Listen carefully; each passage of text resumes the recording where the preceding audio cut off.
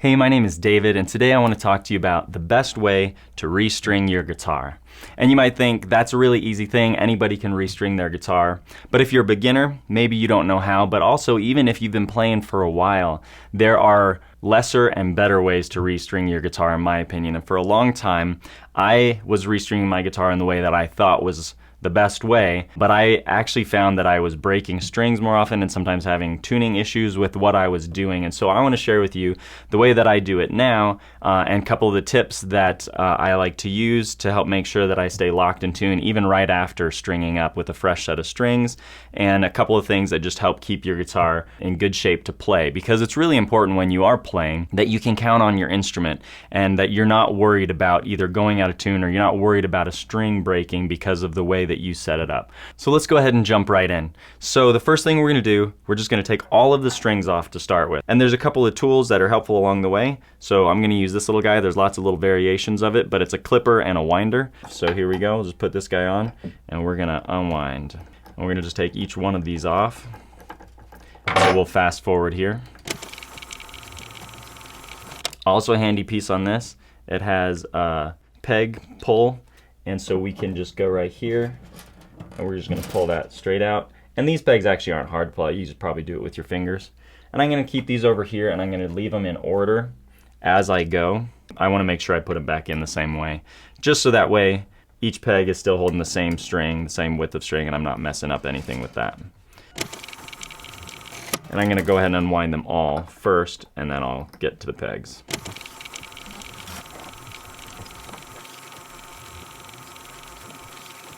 Now I'm going to go ahead and pull these out. Again, these ones are pretty loose. If yours are tight, you can use that peg puller like I did on the first one. And then what I like to do with these after I get each of them out, I'm just going to wrap it around and then put them through right there. So that way, when I go to throw them away, they're not going to jump all over the place. So the next thing I like to do, just to keep my guitar nice, is I'm going to go ahead and just polish the top.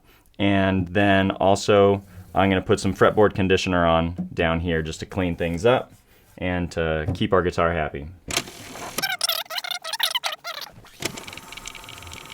And I'm going to just use some Fretboard Conditioner. And it helps to keep your fretboard from drying out, because if you let your fretboard dry out and never do anything to it and you live in a dry place like I do in Arizona, your frets are going to start popping out the sides just a little bit. And I can already feel on this guitar, I just got this one recently, and you can feel that the frets are starting to push because it did dry out a little bit and I can feel them pushing against my fingers on the edge. So we're going to go ahead and just put some of this on here. All right, and there we go. And then we're just going to flip over to a dry part, and then we're just going to go back and buff it right back. Also, sometimes I like to just go back to the spot I sprayed a little bit and also put it on the bridge as well, because they could use some love also. So we're just going to do a little bit on there. All right, so we're almost ready to put strings on now. But the first thing I'm going to do before that is, this is something that I found really, really helpful when I had a time where I was breaking strings just like all the time. Brand new strings, I'd put them on and I'd be breaking them, and part of it is I play pretty hard, I play pretty aggressively, and so I went to a lighter pick. That helped a little bit, but I was still breaking strings and I was trying to figure out what was going on. And one of the things that really, really made a big difference and was helpful, and I do it every single time I change strings now, is putting some lubricant onto both the saddle right here for each spot where the string rests on the saddle, and also on the nut in each groove right up here. I'm just going to use some of this and put it on, and there's lots of different variations. You can use whatever you want, but just something that is a little bit of like grease type of something that we're going to stick in here.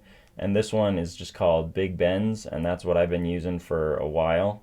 And so we're just going to go just a little dab right on there. And on each slot, we're just going to dab some of that there. And this made such a big difference because often when I was breaking those strings, they would be breaking either right at the saddle or right at the nut. And it was because of that pressure of the string against the saddle or against the nut that was causing it to break. And this just lets it just ride smoothly back and forth across if it's moving and prevents it from breaking, which is great. I still do break strings occasionally, but that's usually just because I've let them go too long and haven't changed them out. We're going to put this in every single slot. There's also, you can do this with like graphite as well. I've done that a little bit in the past. on my guitars using graphite, but I just like this better, and it's a little bit cleaner. You don't get black all over your guitar from the graphite. So we've got all those in there. One more thing that just helps keep your guitar in top shape and helps make sure your tuning is solid. I'm just gonna check each of the nuts on the tuning pegs and just make sure they haven't gotten loose at all. We don't need to cram these down. We don't need to like crush the headstock, but we're just gonna make sure that they are nice and tight. There we go. So now, after we've done all that, now I'm ready to put the first string on. So here's what I'm using. I have no idea what you're using. You can use whatever you like, but I like these on my guitars, and it's the Elixir Acoustic Guitar Strings Phosphor Bronze HD Light 13 to 53. I really like these ones, and they last a long time, and the tone lasts a long time, which is great. And so here we go. We're gonna use these. You can use whatever you want, but here we go. So we're gonna take this, and I'm gonna start down on the low E. So we're going with 53 first. I'm gonna open this up. And you wanna be careful when you're getting it out, just so you don't like jab yourself or hit your guitar finish and scratch your finish with it. So we're just gonna let it go out that way. So now we're gonna go ahead and grab our first peg. You do wanna make sure that you keep the slot on your peg.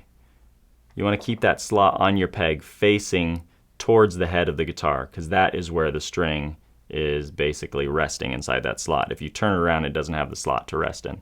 And when I'm putting these in, you do want to be careful as you put these in to make sure that you don't let the peg just shove the string super far into the body. It does have to get a little ways into the body so that it can get past the point where it grabs, but you don't want it digging down way far, because what might happen then is the peg might just be sitting on the head of the string here, and if it's just barely holding it, you could tune up, get playing, and it might have just enough tension there where it can hang on, but it's loose underneath the body of the guitar there, underneath the top of the guitar.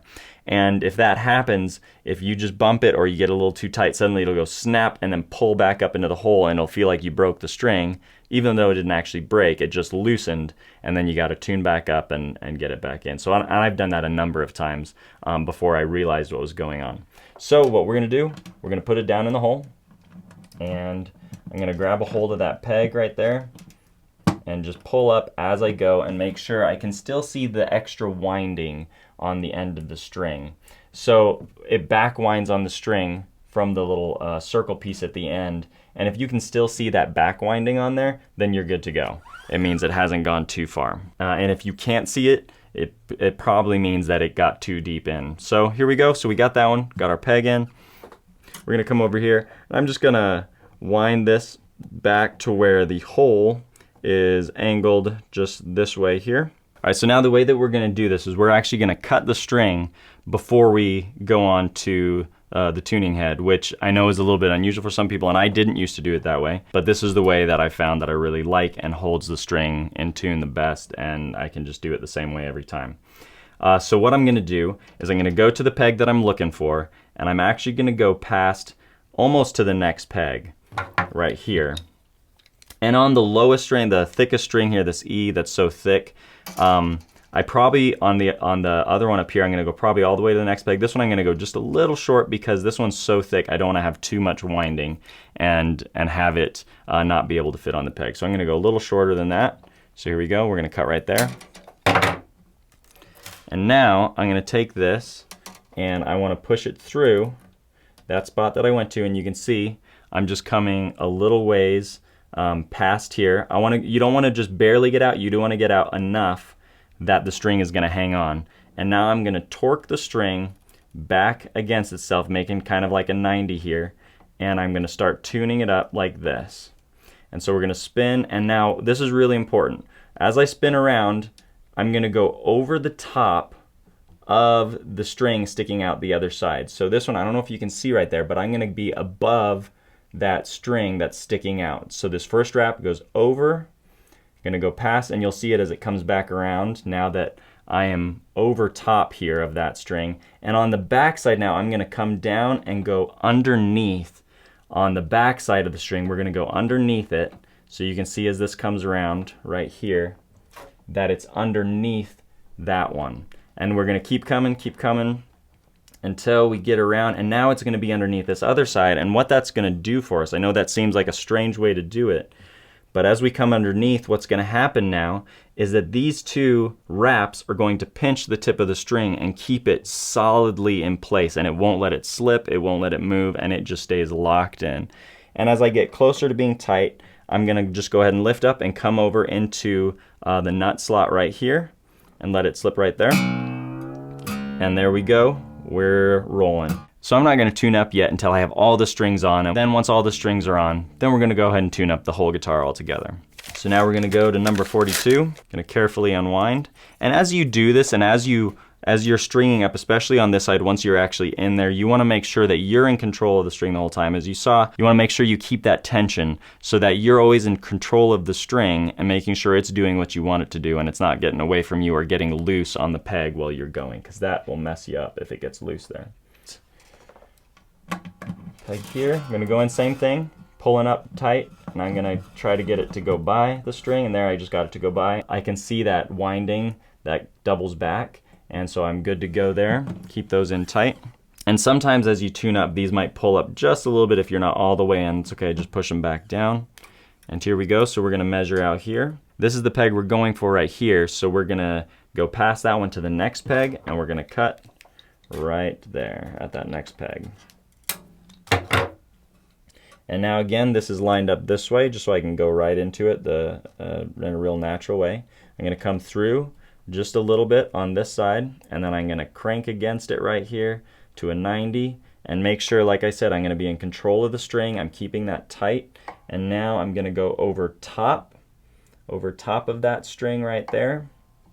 And you can see we went over the top of it, and then we're gonna go underneath on the back side, so now I am underneath the peg hole on the backside. You can see it coming through right there, and we're going to stay underneath over here, and now we'll get that nice pinch where it's going to keep that string from moving. It's not going to go anywhere, it's not going to slip. All right, so now I'm just keeping that tension. You can see I'm just holding up as it comes down, because I also don't want to let it go into the slot where I have that grease too early, because then it's just going to pull the grease right out as I tune up. So I want to keep this up above it until it gets nice and close, and then we'll just let it slip right in, and there we go. So that's the idea. Let's keep going. Grab our next peg. Here we go. Okay, now on this one, we're gonna come out, and we don't have another peg to measure to, but you can either just kind of guess and go, oh, it's about that far, or you could wrap it back around, but you just look at it, you can eyeball it and just say, yep, it looks like right about there is about the distance from peg to peg. I'm gonna spin this around until I get it facing the way I want it. There we go. I'm gonna go through there, keep that nice and tight, and we'll do the same thing again. So this one's almost there. So I'm keeping it tight, keeping that pressure on it so the string is doing what I want it to do. And there we have it. Third string on. And so when you're doing it like this too, you can actually go really pretty fast if you need to. So now we're gonna come around to the 25 gauge string, but on this side we are gonna cut a little bit longer. So there's a few more wraps to give some grip on that post. And now it's really important when you're doing this. I've done this wrong a couple of times, and it's just stupid when I do it this way. But sometimes I'm not paying attention, and I come out on this one, and I think, okay, there's the peg, and then I cut it at the peg. And it ruins the string because there's not enough to actually get through it. Make sure you remember, when you're doing this, you're going past the peg for this one. And so we're gonna go out past. And one of the ways you can do it, if you want, you can wrap around to the next peg to see what your length is like. Or you can just go way out if you'd like to, either way. But so we're gonna go, basically, if you're doing that wraparound method, we're gonna go a little longer than a peg's distance. So we're gonna go past this peg instead of to it, just a little bit. And as you get to the thinnest strings, the thinner you go, the more you basically want to make sure there's enough to wrap there. So here we go, we're gonna go into this one right here. Just go through that hole, let it come out just a little ways, and then we're gonna start winding. And you can try to make those really short and just make it super sharp looking, very nice and clean. But if you try to make that too short right here and it doesn't come out enough, it might slip a little bit as you pull, and that's no good because it'll pull it back inside the hole, and then you'll have nothing to pinch, and the string will very likely slip, and you'll have all kinds of issues with it. So make sure you have enough. You could always clip a little off at the end if you'd like it to look nice and clean and nice and tight. And into the slot. All right, just bring it up a little bit. Okay, so we're almost there, 2 left. Here's 17. And now I'm gonna go past the peg. So this is the peg we're going to. We're gonna go to this one, a little bit past. We're gonna clip the string. There we go.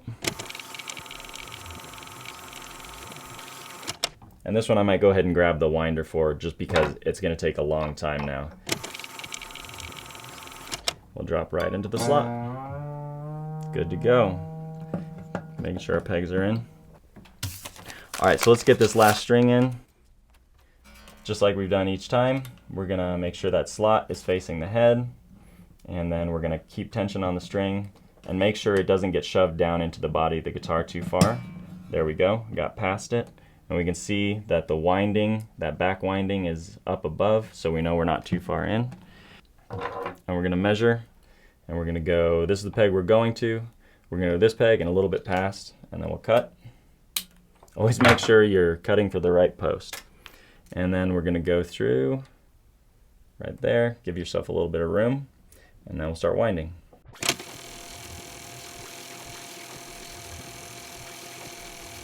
There we go. You can make sure all your pegs are down. And that sounds beautiful. So at this point we got all the strings on, we're gonna go ahead and tune up. I'm gonna grab my tuner on my iPad, we're gonna open that up, and then we're gonna tune up. But there's one more thing, we're not just gonna tune up and leave it. We're gonna go ahead and tune it up, and then we're gonna stretch the strings, because maybe you've experienced this before, I know I have, where you put on a fresh set of strings, but then it just goes crazy out of tune when you start playing. It's because the strings aren't stretched out, and so we wanna stretch them out before we play to make sure that it stays in tune while we're playing. So here we go. So we're gonna grab this, and let's go ahead and tune up. And we're just gonna kinda get close and make sure we're near the right area, but we're gonna just move on so we can go quickly, and then after we stretch out, then we'll get precise and tune right on.